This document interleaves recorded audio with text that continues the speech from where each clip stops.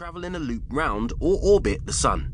For example, Earth takes just over 365 days to orbit the Sun.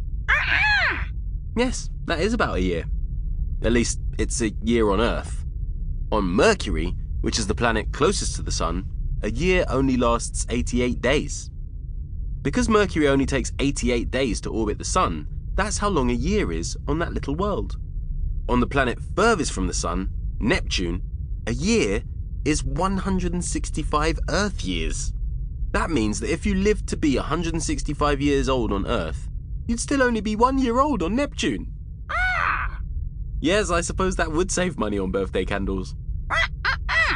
What else is in the solar system apart from the Sun and the planets? Actually, quite a lot. For a start, there are moons. Earth has a moon, which you can see in the sky on a clear night, but lots of other planets have moons too. We will visit some of these planets soon. There are also asteroids, which are rocks that orbit the Sun that are much, much smaller than planets.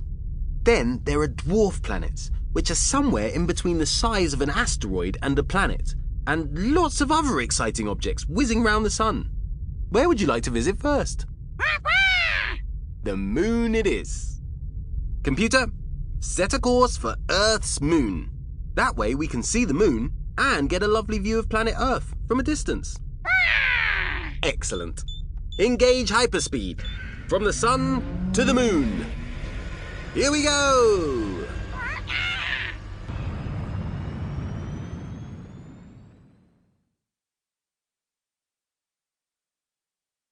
Chapter 1. Not the Moon.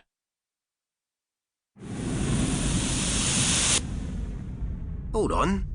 This isn't right. I can't see the moon. I think something's gone wrong. What's that out of the window?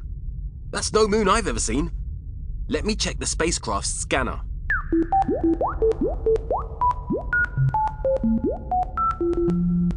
Oh.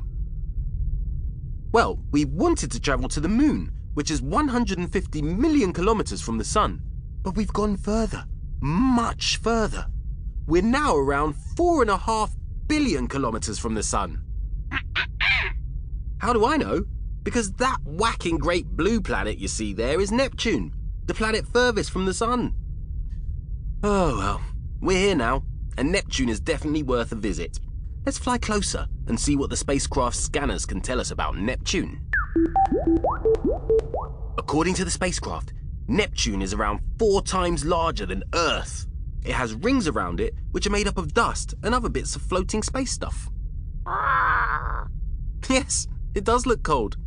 Neptune is the coldest planet in our solar system. It's about minus 218 degrees Celsius on Neptune. That's more than 200 degrees colder than the temperature ice forms at on Earth. Neptune is definitely not somewhere to go on your summer holiday.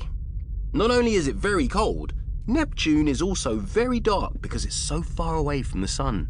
It's very windy too. The winds on Neptune are 10 times faster than the fastest wind on Earth. As fast as a jet plane. What's that you spotted? That there is one of Neptune's moons. It has 14 altogether. And if you think that's a lot, just wait till we visit some of the other planets and their many, many moons. Now, we tried to get to the moon once by travelling at hyperspeed, but we both know how that turned out. Shall we take the long way and visit the other planets as we go? Great! Let's go!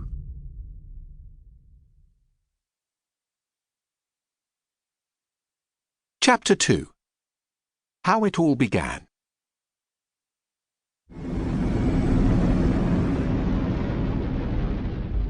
Before we get to the next planet, I want to tell you a secret.